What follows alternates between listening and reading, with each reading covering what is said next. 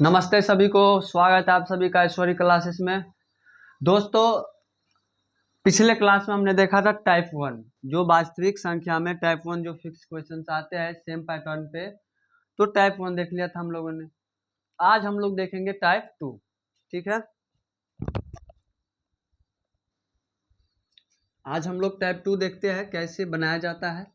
Type 2 बस वही है, इसी वाले है। जैसे बोलेगा कि सिद्ध करे कि √3 एक अपरिमेय संख्या है, √2 एक अपरिमेय संख्या। चूंकि ये जो टाइप 1 बताया था आसान है, टाइप 2 से आसान है। ठीक है, तो टाइप 2 में देखिए, टाइप 2 में हम पढ़ेंगे, क्वेश्चन पूछ देगा, मान लीजिए कि सिद्ध करे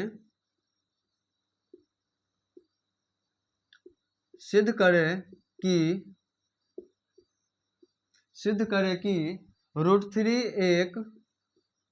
√3 एक अपरिमेय संख्या है, अपरिमेय संख्या है।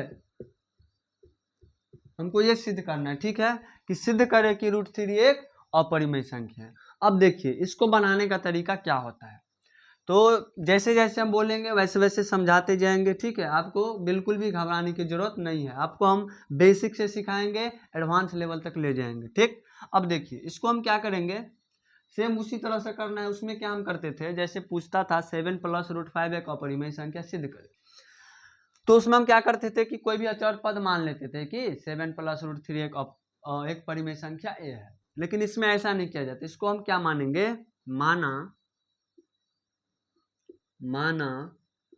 √3 एक परिमेय संख्या है। देखते जाइए आप आराम से, सब समझ में आ जाएगा।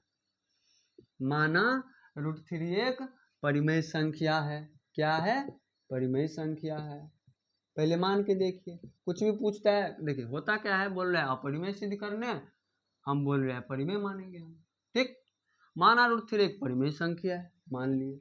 अब परिमेय संख्या का परिभाषा आपको याद होगा, नहीं याद है तो मैं बता देता हूँ। परिमेय संख्या का मतलब होता है कि वैसा संख्या जिसे हम P/Q के रूप में लिख सकते हैं। ठीक है, जिसे हम P/Q के रूप में लिख सकते हैं, जहाँ Q ≠ 0। भाई अगर 0 नीचा में हो गया मतलब क्या हो गया, खत्म कहानी, अपरिभाषित हो गया। Q 0 नहीं होना चाहिए। ठीक, नीचा में Q 0 नहीं होना चाहिए। और P और Q सह अभाज्य होना चाहिए, मतलब कि P और Q में कोई भी कॉमन गुणनखंड नहीं होना चाहिए।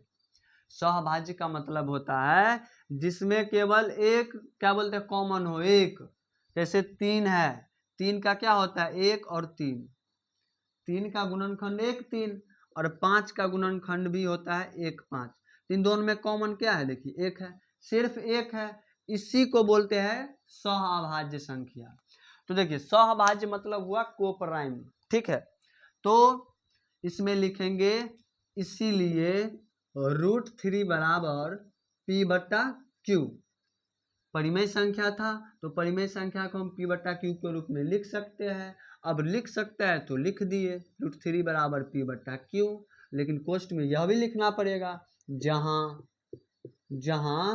Q ≠ 0, Q 0 नहीं हो सकता है भाई।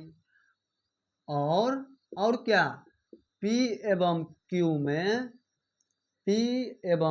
में कोई उभयनिष्ठ गुणनखंड, मतलब कोई भी कॉमन नहीं होना चाहिए, कॉमन गुणनखंड दो P और Q में, P एवं Q में कोई उभयनिष्ठ मतलब क्या होता है, कॉमन, कोई भी उभयनिष्ठ गुणनखंड न हो, कोई भी उभयनिष्ठ गुणनखंड न हो, तब उसी को हम कहते हैं परिमेय संख्या, P/Q के रूप में लिखने वाला। ठीक है, अब देखिए इस स्टेप तक आने के बाद क्या करते हैं, अब दोनों तरफ हम वर्ग करते हैं। दोनों तरफ क्या करेंगे, स्क्वायर कर देंगे, वर्ग कर देंगे। अब स्क्वायर करेंगे तो √3 का स्क्वायर, अब यहाँ पे हो जाएगा P² अब √3 का स्क्वायर हो जाएगा 3, √3 का स्क्वायर 3, P² अब इसके आगे क्या करते हैं, देखिए 3 = P² क्यू को हम क्यू स्क्वायर को हम क्यू इंटू क्यू लिख सकते हैं भाई, क्यू गुना क्यू तो लिख सकते हैं ना क्यू स्क्वायर को, ठीक है। अब यहाँ पे ये आप लोगों को नीचे में लिखना है, ठीक है। एक्चुअली यहाँ पे जगह नहीं था मेरा, इसलिए मैंने इधर लिख दिया। आप लोगों को सिर्फ नीचे ले जाना है, ठीक। तो यहाँ पे क्या हो गया, अब देखिए एक क्यू को हम इससे सटा देंगे, बोलेंगे भाई तो इसके साथ चल जा, ठीक। सटा देंगे मतलब भाई मल्टीप्लाई हो जाएगा, क्योंकि ये क्या है एक्स का मान तो आता होगा ना, ठीक है। अब 3q is equal to P square बट्टा क्यू हो गया। 3q is equal to P square बट्टा क्यू। अब देखिए यहाँ पे होता क्या है, 3q जो है एक पूर्णांक बन जाता है। 3q क्या बन जाता है, पूर्णांक बन जाता है। और ये पी स्क्वायर बट्टा क्यू भिन्न बन जाता है। क्या बन जाता है, भिन्न बन जाता है। अब पूर्णांक कभी भिन्न के बराबर नहीं हो सकता है। 3q एक पूर्णांक बन जाता है भाई, q का कोई भी मान लीजिए तो पूर्णांक ही, अगर मान लीजिए q का हम 1 लिए 2 लिए 3 लिए तो क्या हो जाएगा, पूर्णांक ही बनेगा। और यह जो है भिन्न बन जाएगा। तो लिखेंगे पूर्णांक, लिखेंगे चूंकि, मैं यहाँ पे लिख देता हूँ, ठीक है। चूंकि, चलिए चूंकि आपको पूरा नीचे ऐसे बनाना है, ठीक। मेरा में क्या कहता है जगह का प्रॉब्लम, इसलिए मैं थोड़ा इधर लिख लेता हूँ, ठीक है। इसके लिए माफ चाहता हूँ। चलिए अब क्या होगा, यहाँ पे लिखेंगे चूंकि 3q एक पूर्णांक है। 3q एक क्या है, पूर्णांक है।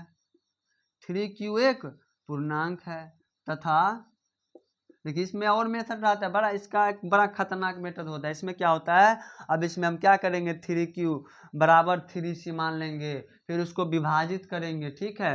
ये मेथड थोड़ा हमको उटपटांग लगता है, ठीक है, खतरनाक लगता है, इसलिए मैं इससे बनाता हूँ, ठीक है। एकदम प्लस सिंपल मेथड है, आपको समझ भी आएगा बढ़िया से।